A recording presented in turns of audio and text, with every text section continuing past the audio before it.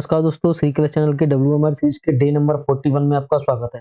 दोस्तों, सबसे पहले मैं पिछले हफ्ते के लिए आपसे क्षमा चाहता हूँ। कुछ काम में फंस गया था, इस वजह से मैं पिछले हफ्ते वीडियो रिकॉर्ड नहीं कर पाया।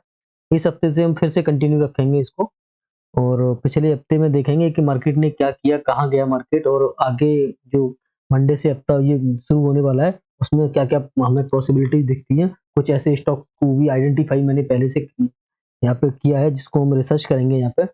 उनको एनालिसिस करेंगे डिटेल में कि वो स्टॉक को और कितना पोटेंशियल उसमें है, कितनी स्ट्रेंथ है, उनको डिटेल में यहाँ पे हम डिस्कस करेंगे। तो सीधे हम निफ्टी के चार्ट पे चलते हैं पहले। निफ्टी के चार्ट पे अगर यहाँ पे हम देखेंगे, तो ये देखिए क्लियरली आपको दिख रहा है कि निफ्टी ने एक ऑल टाइम हाई ब्रेकआउट दिया है दोबारा से। मतलब जो साइडवेज हुआ था, पिछली बार दिया था, फिर कुछ हफ्तों के लिए साइडवेज हुआ, फिर से एक ऑल टाइम हाई ब्रेकआउट दिया। जैसा कि हमने पिछले अब 2 वीडियो पे देखोगे तो यहाँ पे आपको निफ्टी आपको यहाँ दिखेगा ब्रेकआउट, ये ब्रेकआउट ऑफ निफ्टी या फिर 50-50 तो उसने ब्रेकआउट कंफर्म कर दिया। अपने हाई को भी, पिछले हफ्ते के हाई को भी उसने ब्रेकआउट दे दिया। अब यहाँ से ये मुझे ऐसा लगता है कि लगभग आपको ये 15 10-12 दिन की रैली अपसाइड में हो सकती है। क्योंकि अब यहाँ पे आपको अलर्ट भी रहना है। जब भी निफ्टी हाई बनाता है तो आपको एक अलर्टनेस आपके अंदर होनी चाहिए, क्योंकि जब मार्केट क्रैश होता है या करेक्शन होता है तो वो हाई से ही आता है हमेशा। तो जो मैं आपको एक डेट आपको बताता हूँ कि 21-22 मार्च के आसपास आपको अलर्ट हो जाना है। मतलब 20 तारीख के बाद जब भी मार्केट में आपको कोई कैंडल ऐसी दिखे कि वहां से कोई बेयरिश सिग्नल मिल रहा है, तो आपको वहां पे प्रॉफिट बुक कर लेनी चाहिए। क्योंकि ये जो डेट मैं आपको बता रहा हूँ, इन डेट को आप अपने कहीं नोट करके लिखें, ये बहुत जरूरी डेट है। यहाँ पे आप पिछले इसी डेट को 21 या 22 मार्च को आप रिसर्च करेंगे तो वहां पे दिखेगा कि जितने भी बड़े क्राइसिस आए हैं वो सब मार्च के महीने में ही आए हैं। तो ये सब चीजें हर बार और हर महीने नहीं होती या हर साल नहीं होती, बस कुछ कभी-कभी हो जाती है, लेकिन जब भी होती है मार्च के महीने में ही होती है। तो हमें उस समय अलर्ट हो जाना चाहिए। आप उन चीज़ों को बैक टेस्ट करेंगे तो आपको क्लियर हो जाएगा। और इक्विनॉक्स आपका हो सकता है शायद 21-22 मार्च में ही पड़ेगा, तो वो भी एक कंफर्मेशन सिग्नल आपको यहाँ पे मिल सकता है। तो उस चीज़ को अपने दिमाग में रखिए। तो यहाँ पे हम देखेंगे कि निफ्टी का ऑल टाइम ब्रेकआउट है। और बैंक निफ्टी को अगर देखें तो बैंक निफ्टी का चार्ट भी देख लेते हैं एक बार। बैंक निफ्टी ने भी देखो 60 मंथली पे भी क्रॉस किया और वीकली पे भी क्रॉस किया और डेली पे भी आरएसआई आप देखेंगे यहाँ पे, तो इसने भी क्रॉस किया। अगर आपको ये नहीं पता कि मैं कैसे देख रहा हूँ, तो यहाँ ये मंथली चार्ट लगाया मैंने, जिस पे ये आरएसआई 60 के ऊपर 64 दिखा रहा है। ये वीकली चार्ट लगाया है, वीकली चार्ट में 60 के ऊपर है और डेली चार्ट में भी 63 आरएसआई दिखाया है, यानी कि तीनों आरएसआई 60 के ऊपर है, यानी कि मोमेंटम है। बैंक निफ्टी भी मोमेंटम में आ चुका है। अब उसको क्या है और कंफर्मेशन देना। निफ्टी का ऑल टाइम हाई ब्रेकआउट आ गया, बैंक निफ्टी का भी ऑल टाइम हाई ब्रेकआउट नहीं आया है, तो उसके लिए हम वेट करेंगे। उसके बाद हो सकता है इस बार bank nifty all time high अपना बना दे, इस वजह से स्ट्रेंथ में आ चुका है। तो उसके लिए देखेंगे आगे कोई बैंकिंग शेयर अगर हमें दिखेगा तो उसको भी देखेंगे, लेकिन अगर हम बाई करेंगे तो हमारा जो प्रायोरिटी रहेगी वो निफ्टी में रहेगी अभी भी, क्योंकि वो ऑल टाइम हाई है और ये अभी दिखा रहा है अपनी स्ट्रेंथ। तो इन दोनों में अगर कंपेरिजन करेंगे तो हमें निफ्टी ज्यादा बेटर रहेगा।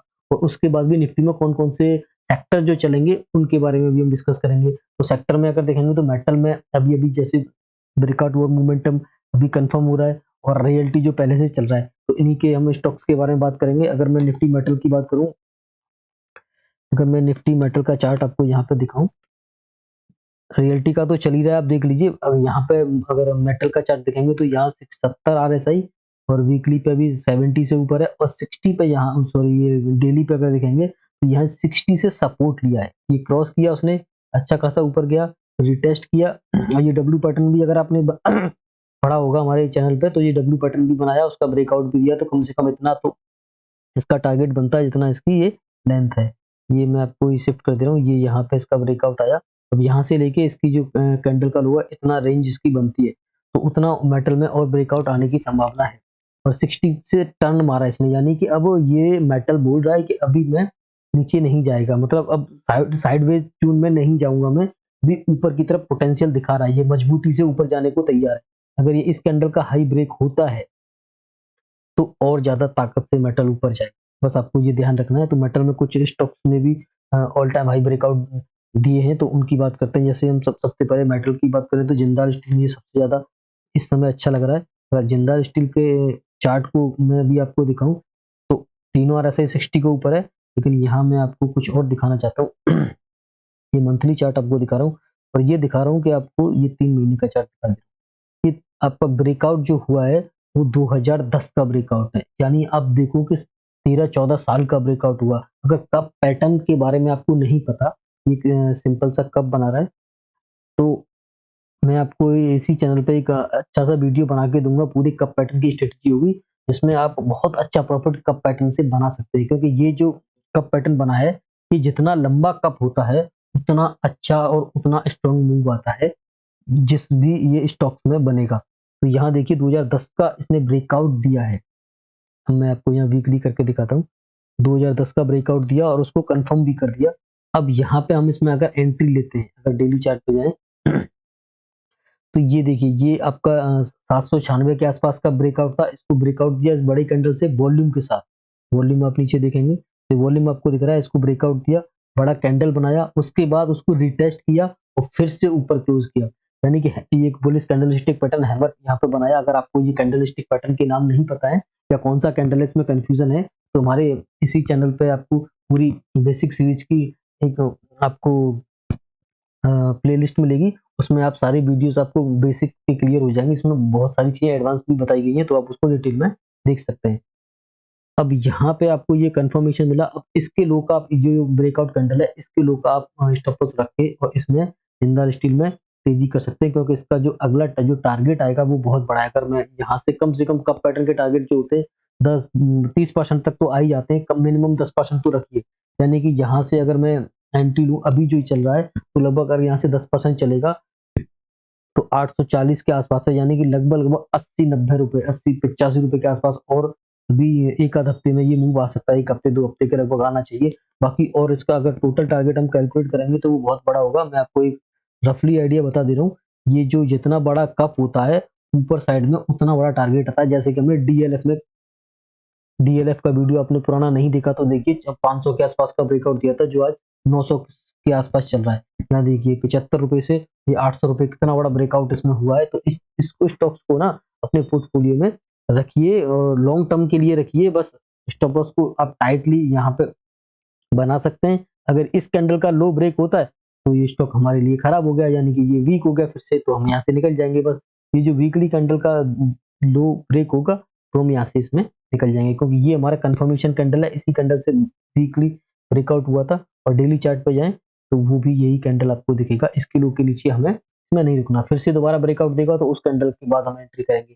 अभी इसमें यहाँ एंट्री बन सकती है और इस कैंडल का लो आपका ब्रेकआउट होगा। क्वांटिटी अगर आप लेते हैं तो अपने रिस्क के हिसाब से लें, क्योंकि मेरा ये डिस्क्लेमर है कि अगर किसी भी स्टॉक्स में मेरे बताए हुए एनालिसिस के अनुसार आप कोई भी एंट्री या कोई भी पोजीशन बनाते हैं, तो उसमें जो भी लॉस या प्रॉफिट होगा उसकी जिम्मेदारी आपकी खुद की होगी। मैं इसमें बिल्कुल भी रेस्पॉन्सिबल नहीं हूँ। तो आप अपना रिस्क मैनेजमेंट करें, ठीक से सीखें। अगर आपको नहीं आता है कैसे करते हैं, वो हमारे चैनल पर वीडियो बनाए, आप वो देख सकते हैं। तो मुझे मेटल सेक्टर में जिंदाल स्टील बहुत पसंद आ रहा है, क्योंकि उसने ऑल टाइम हाई ब्रेकआउट दिया है। तो वो आप पिछले इसको और डिटेल में आपको अगर एनालिसिस करना है तो अपने चार्ट खोलिए सिस्टम पे, आप उसको डिटेल में देखिए कितने साल का कैसे कैसे ब्रेकआउट होते हैं। कब पैटर्न के बारे में आपको और डिटेल में जानना है तो कोशिश कीजिए। यूट्यूब पे बहुत सारे आपको मिल जाएंगे चैनल, इसने कब पैटर्न के बारे में वीडियो बना रखी है। मैं भी अभी 1-2 हफ्ते में या जब भी मुझे टाइम मिलेगा तो मैं एक बहुत अच्छा सा वीडियो कप पैटर्न पे बनाऊंगा कि कहाँ एंट्री होती है, कहाँ स्टॉप लॉस होता है, कितना टारगेट होता है और कैसे हम इनको इसमें कितना क्वांटिटी लेना चाहिए, किस-किस और किस-किस परसेंटेज में हमको इसको एग्जिट करना चाहिए, प्राइम करना है कि नहीं करना है, वो सारी चीज़ें मैं उसमें कवर करूँगा।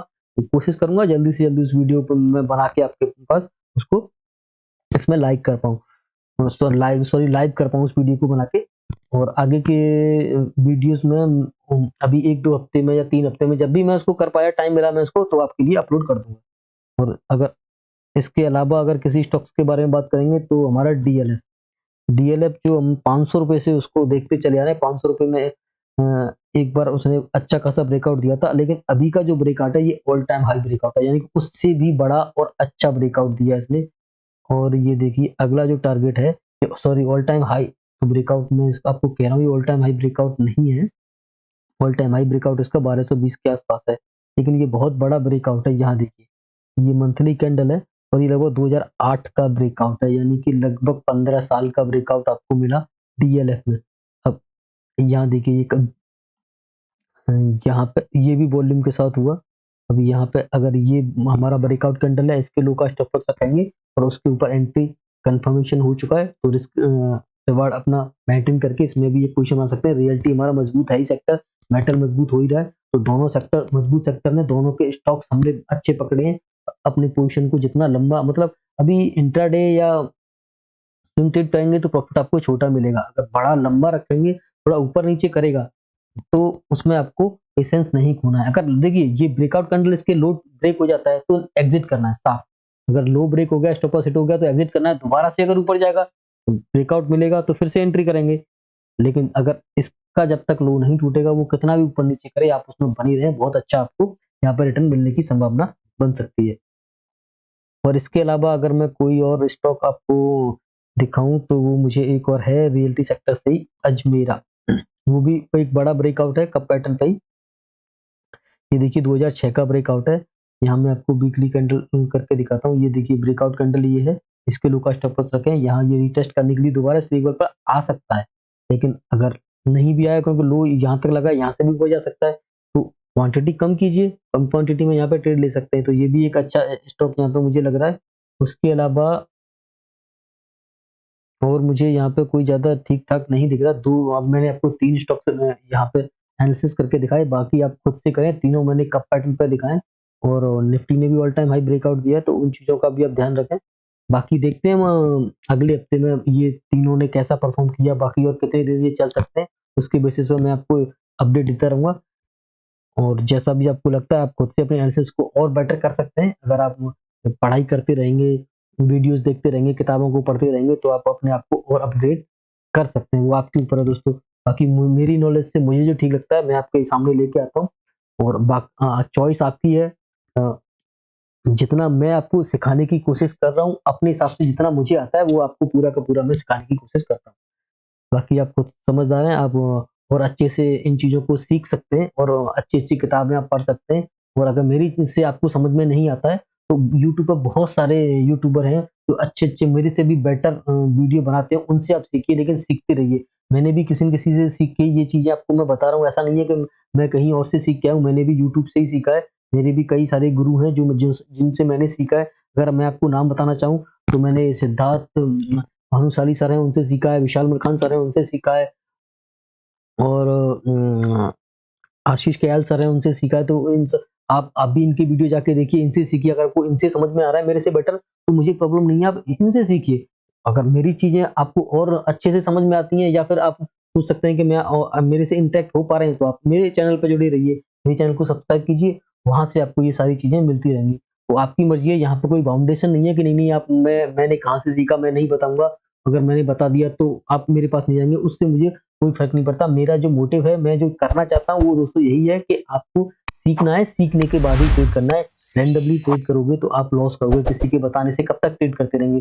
2-4 ट्रेड में अगर आपको प्रॉफ़िट हो भी गया, तो आप हमेशा प्रॉफ़िटेबल नहीं रह पाएँगे। ये देखिए 2-4 ट्रेड में 10-20 हज़ार, 50 हज़ार, लाख, 2 लाख आप बना भी लेंगे, तो लेकिन पूरा 2-4-5 साल का अगर आप पोर्टफोलियो या पी-एन-एल देखेंगे, तो वहाँ पे आपको पता चलेगा कि आप एक्चुअली में कितना पैसा लगा के कितना रिटर्न कमा रहे हैं। तो यही सारी चीज़ें हैं दोस्तों।